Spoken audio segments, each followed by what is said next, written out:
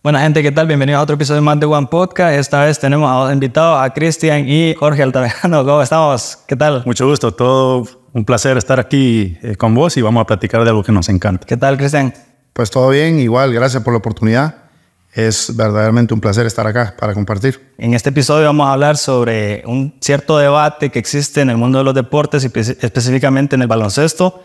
Sabemos que actualmente pues, están ejecutándose los Juegos Olímpicos y existen ciertas características en los jugadores, existen ciertos Dream Teams que le llaman en el baloncesto, que también se puede generar una controversia entre sí, pero podemos ver que hay otros equipos, por ejemplo, uno de Sudán, creo yo, que los tuvo un poco apretados en un partido a los de Estados Unidos y cosas así que influyen, ¿verdad? Pero para poder comenzar con este tema, no sé si podríamos hablar sobre las características de algunos jugadores, algunas especificaciones en este mundo del baloncesto. Sí, definitivamente que siempre es un debate en todos los deportes, definir quién es el mejor de todos los tiempos. Usualmente se busca que el mejor en la actualidad, incluso los medios tratan de venderlo como que fuera el mejor de todos los tiempos porque eso genera más público, genera mayor publicidad, ¿verdad? Pero siempre hay diferentes características que se pueden tomar en consideración para realmente determinar de una manera lo más objetiva posible quién es el mejor de todos los tiempos. Entonces mencionamos fuera de cámaras cuáles podrían ser algunas de las características que debe tener el mejor de todos los tiempos para ser considerado así y darle algún tipo de ponderación para ser, como les decía, lo más objetivos posible. Y voy a poner sobre la mesa la primera característica que considero que debe tener el mejor de todos los tiempos y luego la debatimos qué tan importante debe ser esto. Es la habilidad y talento natural. Todo el mejor jugador de todos los tiempos obviamente tiene que tener habilidades y talentos naturales que lo hacen superior a los demás. Entonces no sé qué opinan ustedes sobre esta primera característica. Pues totalmente de acuerdo. Creo que no solamente es disciplina, también hay que tener mucho talento, ¿verdad? Creo yo que el talento tiene que ser básico. De hecho, hay talentos, por ejemplo, como el de LeBron, que hoy en día las nuevas generaciones los ha dejado tan impactado el talento de LeBron que no imaginan un jugador que sea mejor que él o que lleguen algún día a ver a otro mejor, ¿verdad? Pero ya pues los que crecimos en los 90s, pues está ese debate con Jordan, pues porque cuando mirábamos a Jordan decíamos, no creo que volvamos a ver a otro así. Entonces para mí, sin duda alguna, el talento es básico, ¿verdad? Pero a veces el talento muere también cuando no existe la disciplina, la constancia, ¿verdad? ¿Ustedes creen que si no hubiera fallecido Kobe Bryant, existiría ahí, en vez de Curry, estaría Kobe con LeBron James? Bueno, Kobe ya cuando falleció ya se había retirado, ya su carrera había terminado. Pero existía una gran rivalidad entre ellos. Sí, definitivamente. Y Kobe Bryant es un jugador que mentalmente era muy superior a los demás y también tenía los talentos. Pero lo importante que quería mencionar es que si bien las habilidades y talentos naturales son importantes, hay muchos jugadores que han sido superiores en talento y habilidades, pero no han trascendido porque no tienen las demás características que posiblemente vamos a debatir. Y sí, Kobe Bryant fue un jugador que acuñó ese término de la Mamba mentality, ¿verdad? Porque a él le decían la Black Mamba, y él tenía una mentalidad. Hemos visto documentales sobre la disciplina. Él se levantaba a las 4 de la mañana a entrenar antes que todos los demás. Era un jugador que se enfocaba, era un jugador que no había amistades dentro de la duela, y eso lo hizo ser considerado y ser respetado por los demás como alguien con una mentalidad superior. Y cómo inició él siendo o impactando la liga por sus talentos naturales, que eso considero yo que debe de tener obviamente el mejor de todos los tiempos para poder entrar en la plática en el debate de quién es el mejor de todos los tiempos. Pero a diferencia de otros jugadores, porque ellos son los más comerciales también, ¿verdad? Porque tienen una imagen muy comercial, pero existen otros jugadores que tal vez no son mencionados y que pueden llegar a tener los mismos récords, tal vez en puntos anotados en partidos. Pero ¿cuáles podríamos mencionar? Por ejemplo, de la época de Jordan, él estaba rodeado de gente como Dennis Rodman, Scottie Pippen, y no solamente brillaban los Bulls, sino que había una serie de equipos que había una competencia muy cerrada, ¿va? Estaba el cartero Malone, que él jugaba con Jazz de Utah, y yo recuerdo de que para donde vieras, cualquier equipo que vieras, siempre los Lakers siempre han tenido estrella, ¿va? Entonces, Era difícil imaginar que ibas a volver a encontrarte con tanto talento y al final pues te das cuenta de que más bien ahora la tecnología ayuda a que el talento se desarrolle más que antes, ¿verdad? Hay nuevos ejercicios, hay nuevas disciplinas, hay nuevos entrenos. Entonces yo creo que eso, sin duda alguna, más adelante vamos a seguir disfrutando de muchos talentos. Y yo creo que la presión de los Estados Unidos es porque como ahí nace, prácticamente ellos cambian las reglas del juego, ellos modifican muchas veces las medidas y demás, ¿verdad? Y yo creo que también a raíz de eso viene la presión cuando se enfrentan en un torneo y que pierdan en un campeonato mundial, así como en las Olimpiadas, pues sería bastante difícil, ¿verdad? Yo creo que les afectó bastante el hecho de que en 1992 fuera la primera vez que se permitieran utilizar jugadores profesionales. Antes eran jugadores colegiales. De hecho, Michael Jordan en el 84, en Los Ángeles 84, él inicia y gana su primera medalla de oro en Olimpiadas siendo un colegial antes de entrar a la NBA. Y era un equipo increíble. En ese equipo, de hecho, para la preparación de ellos, enfrentaron en 8 partidos a jugadores de la NBA. Y te estoy hablando de jugadores como Mike Johnson, como Larry Bird, que ya tenían un nombre en la NBA. Jugaron los 8 partidos y todo el mundo pensaba que los de la NBA los iban a destrozar, ¿verdad? Pero porque era parte del entrenamiento que ellos iban a tener previo a las Olimpiadas. Y resulta que este equipo de cipotes le ganaron los 8 partidos a los jugadores de la NBA. Que eran profesionales. Que eran legendarios. Mirate los nombres que te estoy diciendo. Mike Johnson, Larry Bird, ya habiendo ganado campeonatos y está bien que le pueda ganar un partido a los mejores, pero ganarle los 8 y ya eso le estás tocando el ego a estas grandes figuras. Sí, no es normal. Eso ya indicaba que había algo superior. Y de hecho, cuando entramos en el debate del mejor de todos los tiempos, a mí me gusta mencionar esto. El Bob Knight era el entrenador de Los Ángeles de las Olimpiadas del equipo de Estados Unidos y es un entrenador legendario de colegial. Y él dijo, y por él han pasado muchos jugadores de la NBA, y él dijo, antes de que Jordan jugara su primer partido de NBA, él dijo, este es el mejor de todos los tiempos. No he visto un deportista mejor que este cipote que le estoy enviando. Nadie lo conocía. Entonces, desde ahí, antes de que él empezara con toda su carrera en NBA, él ya era considerado por alguien experto, un legendario como Bob Knight, como el mejor de todos los tiempos. Entonces, eso es como un parámetro a considerar, ¿verdad? De cuál era el ímpetu que tenía este jugador y su disciplina de juego y su talento natural. Y yo creo que en esa parte, la serie que lanzaron de Jordan en Netflix, bueno, todo el mundo la está esperando, todos los que somos fanáticos del baloncesto, ¿va? Porque ahí menciona que existe una frustración de parte de ellos en el caso de los Bulls porque el entrenador no quiso continuar participando y perfectamente hubieran seguido ganando más trofeos. Sí, para los que somos fanáticos de Michael Jordan y de los Bulls, hay varias cosas que nos frustran, ¿verdad? El hecho de pensar eso de que si hubiera seguido Phil Jackson y Jordan hubiera seguido una temporada más, ¿qué pasa si hubieran ganado? Porque eran los mejores por buen margen.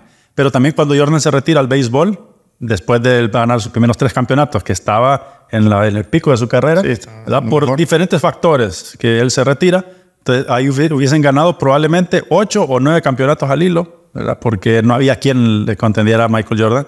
Y lo que mencionaba Cristian, en ese tiempo había jugadores de élite que son legendarios ahora. Estaba Patrick Ewing, estaba Charles Barkley, estaba Karl Malone, estaba John Stockton, estaba Clyde Drexler, Hakeem Olajuwon.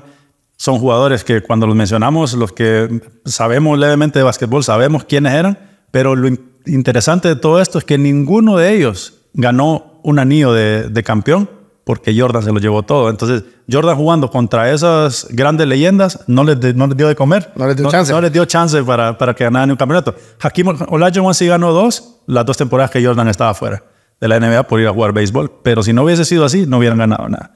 Entonces, y esa es la frustración de estas grandes leyendas que hubieran merecido al menos celebrar un campeonato y Jordan no lo deja.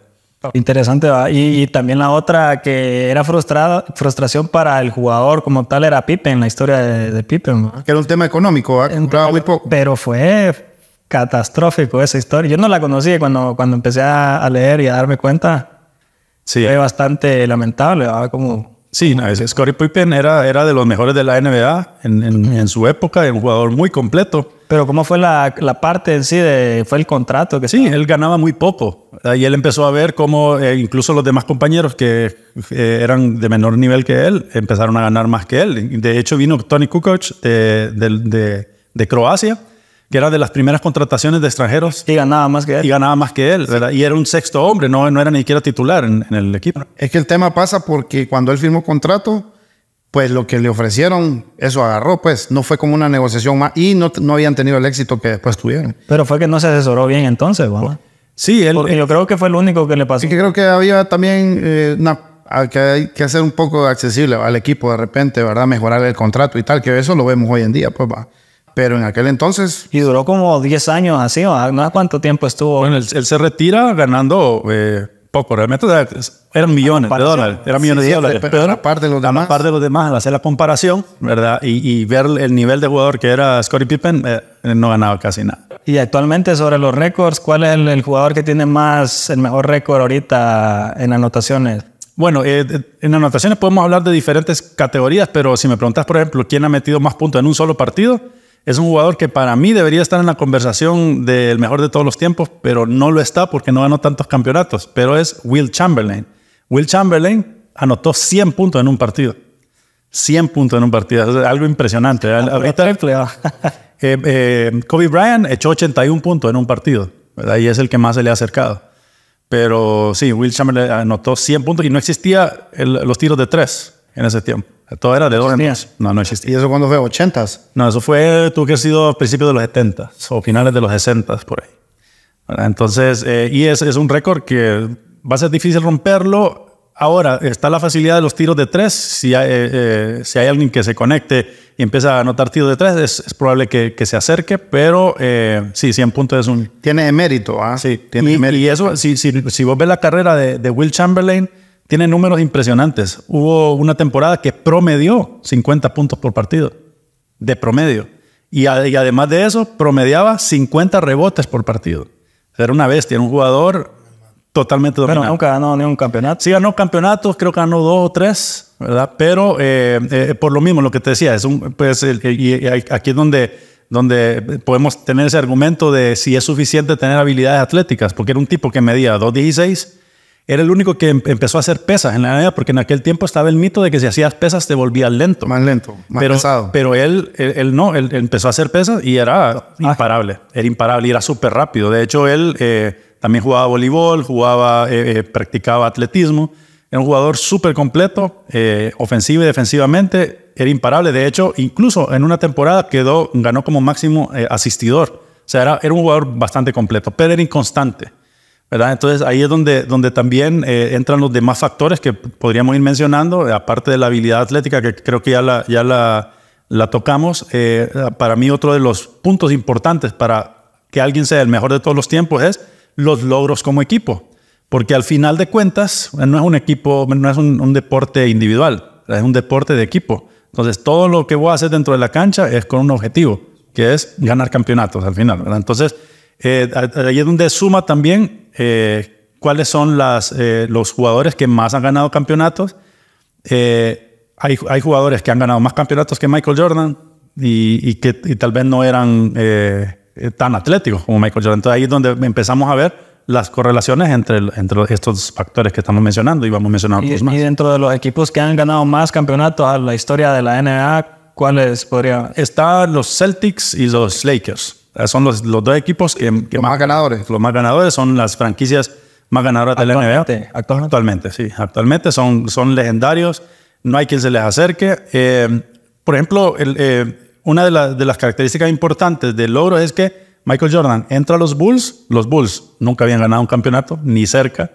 Y los hace una franquicia importante. Y ganaron 6 campeonatos con Michael Jordan. Después no volvieron a ganar nada. Pero metió a un equipo desconocido o que era del montón y lo convirtió en una franquicia de la NBA. Y eso para mí también es algo a resaltar, ¿verdad? Porque es importante la infraestructura también del equipo, pero si no hay una estructura, creo que tiene más méritos el hecho de ganar. Si nos vamos a otros deportes, vaya, por ejemplo, yo puedo decir que para mí es más impresionante lo que hizo Maradona con el Nápoles, que lo hace campeón cuando que el Nápoles no tenía estrellas, que Messi con el Barcelona, que quienes estaban al lado de Messi. Eran tipos espectaculares, Iniesta, Xavi, Busquets. Entonces, el hecho de llegar a un equipo que no tiene nada y hacerlo campeón, tiene más méritos que entrar a un equipo que no le quito méritos, pero es más estructurado poder ganar un campeonato. Y sobre las modificaciones que han existido en el deporte de baloncesto, ¿cuáles otras podría mencionar? Bueno, por ejemplo, en la parte defensiva, antes era válido poder ponerle la palma al jugador cuando lo estabas defendiendo. Esto te ayudaba a tener un mejor control de quien está atacando. Para reaccionar y eso. Para reaccionar, saber dónde se va a mover, para retenerlo. Y ahora ya no puedes hacer eso. Ya no puedes tocarlo con la palma de tus manos. Más con el pecho. Sí, con el cuerpo. Entonces, eso es una medida reciente que los expertos de la NBA y exjugadores dicen, y ponen el ejemplo, si Michael Jordan jugar en estos tiempos con esa regla, por ejemplo, anotaría mucho más puntos de los que antes anotaba, porque si antes deteniéndolo como lo detenían, no podían parar. No lo podían parar, entonces ahora sí, ahora ese check, le llaman checking a eso, eso le da una mayor ventaja a quien está atacando, porque la NBA al final busca el espectáculo, ¿verdad? Entonces busca tener algunas facilidades para quien está atacando, para que se vea más vistoso el juego. Jorge, tengo una pregunta ahí. Por ejemplo, en esto que estamos viendo específicamente ahorita, que son logros colectivos, ¿verdad? Como equipo, pues obviamente eso te valida, porque de nada sirve que tengas talento y que tengas esa habilidad si nunca ganaste nada como equipo, por ejemplo. Pero hay jugadores que quedaron atrapados ahí, ¿verdad? Que tal vez sí tenían talento, sí tenían esa habilidad, ese buen punto. Pero nunca ganaron un campeonato, algo colectivo, un premio, ¿verdad? Nunca lo ganaron y quedaron atrapados no solamente en el básquetbol, ¿verdad? Sino que también en fútbol, también en voleibol, en béisbol, que de repente sí eran, pero desgraciadamente están en equipos chicos, digamos, va con gente no muy reconocida, no muy talentosa.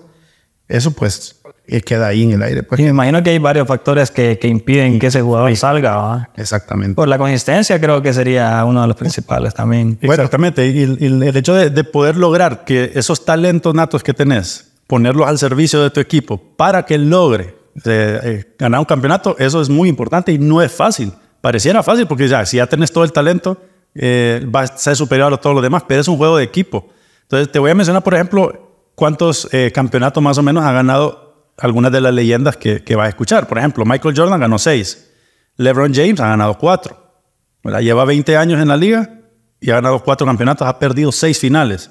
Que ese para mí es una lápida grande para LeBron James. Ha perdido más de lo que ha ganado. Ha perdido más de lo que ha ganado. Y Jordan ganó 6 de 6. Ahora, sí tiene mérito llegar a la final. Aunque la perdás, tiene más mérito que no llegar. Porque Jordan en algunas temporadas se quedó atrás antes de llegar a la final, ¿verdad? Entonces, eso es importante también meterlo al debate. Pero Jordan solo jugó prácticamente, oficialmente 15 temporadas, pero realmente él jugó 13 temporadas, ¿verdad? Porque en 2 de ellas se lesionó. Entonces, en 13 temporadas él gana 6 campeonatos. Ahora, Kobe Bryant ganó 5.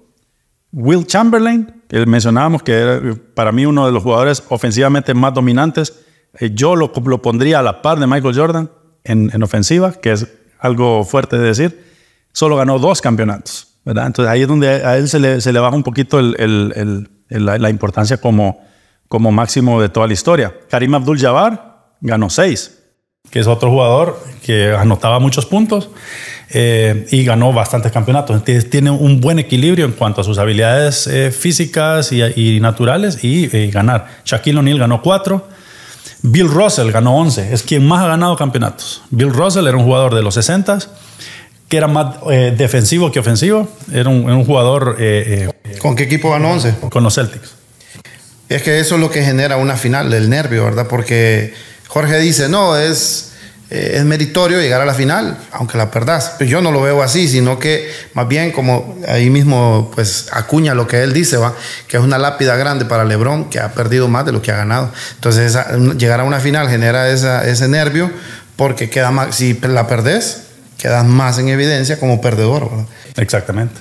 Y como participante. Sí, o sea, a nadie le interesa quién llegó a la final, sino quién la ganó. Es que aquí es, vaya, por ejemplo, para mí LeBron James podría ser considerado el mejor de su conferencia, porque recuerden que hay finales de cada conferencia y al final se enfrentan en una final. Los 2 campeones de conferencia se enfrentan en una final. Entonces LeBron James ganaba siempre en su conferencia. Entonces hay que ver, ahí es donde entra otro análisis que es un poquito más complicado.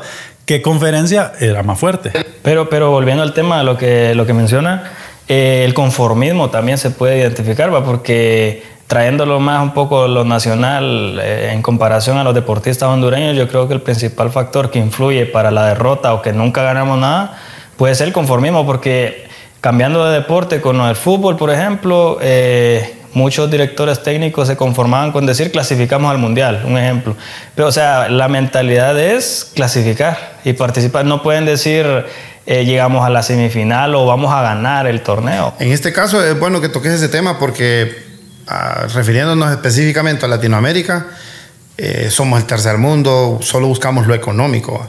El brasileño, por ejemplo, llega a Europa en busca de dinero y si mañana en China le ofrecen más, o en este caso que está de moda Arabia, el siguiente día se van. No les interesa pues estar en la élite y jugar ahí, ¿verdad? O progresar, desarrollarse ahí. A ellos les interesa pues cubrir dinero. Pero el factor mental, el factor psicológico es esencial también en el deportista. Yo creo que aquí, ya que tocas ese tema, nos podemos saltar a otra de las características que debe tener el mejor de todos los tiempos, que es resiliencia y fortaleza mental.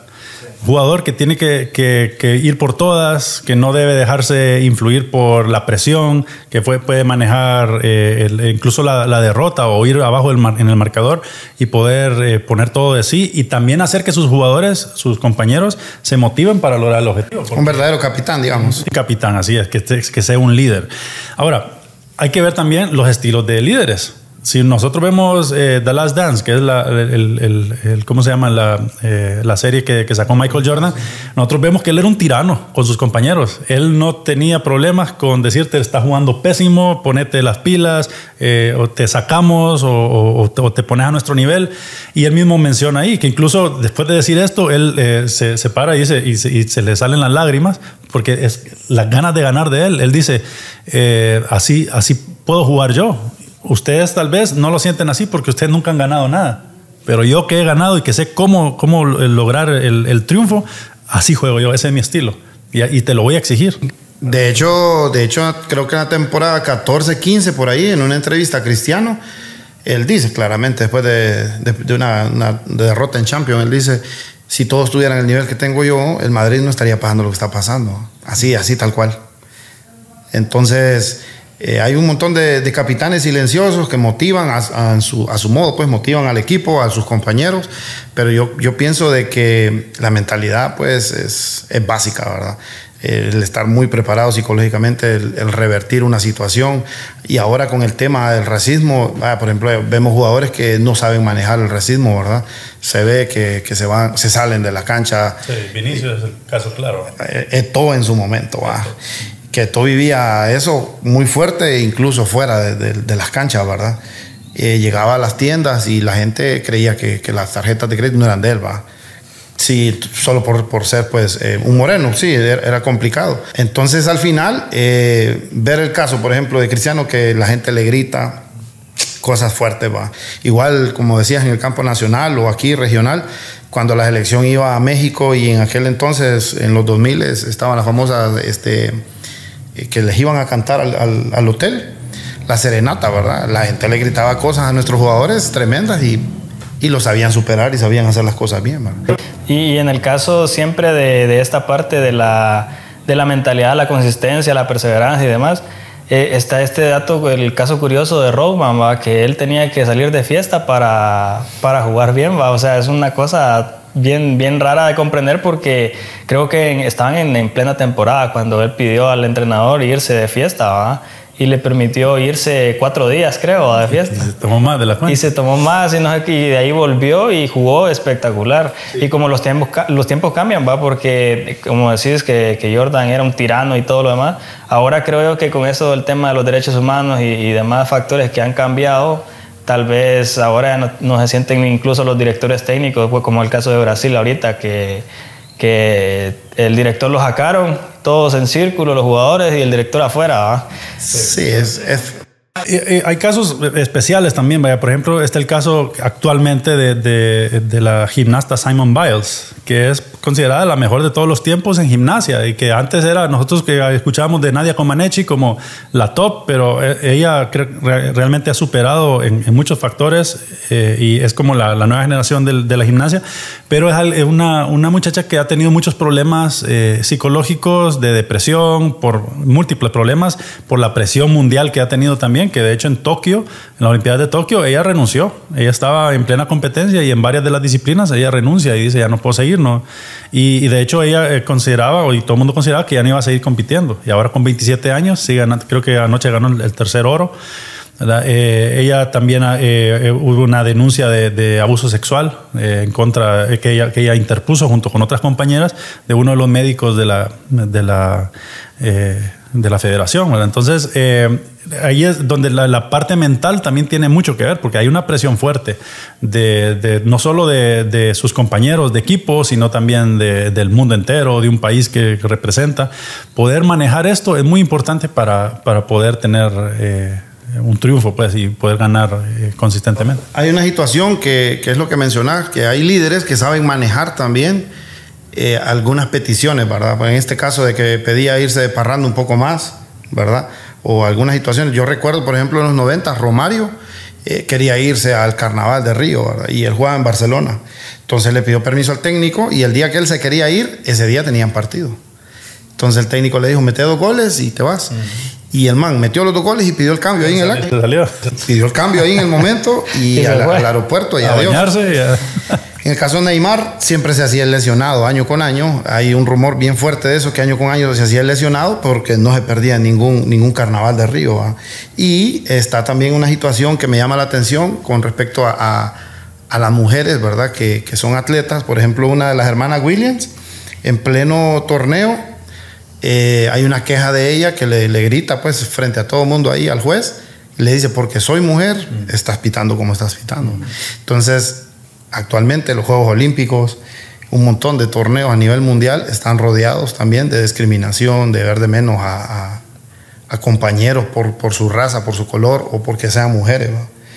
Entonces, realmente cada vez influyen y afectan el deporte. Y hay una película, no recuerdo el nombre, pero está basada en hechos de la vida real, que es un torneo mundial que lo hacen, que crean grupos, equipos de fútbol, pero con personas indigentes, con personas de la calle, y participan a nivel mundial, les dan todo. Y esa película es bien interesante, tal vez ahí la voy a poner en la descripción, pero ahí prácticamente hago una radiografía de todo lo que ellos viven, y son indigentes, al final son personas que no son profesionales, pero lo hacen como para unir a la gente, ¿va? Ahora, si vos consideras, por ejemplo, en los deportes de Estados Unidos, por ejemplo, la NBA, si vos no pasas por la universidad, no podés llegar a la NBA, aunque ha habido sus excepciones, como LeBron James, por ejemplo, que él se saltó la universidad. Él era un jugador, en nuestro ámbito, de primero de bachillerato, segundo de bachillerato, que saltó directamente a la NBA, a hacerse profesional de la NBA.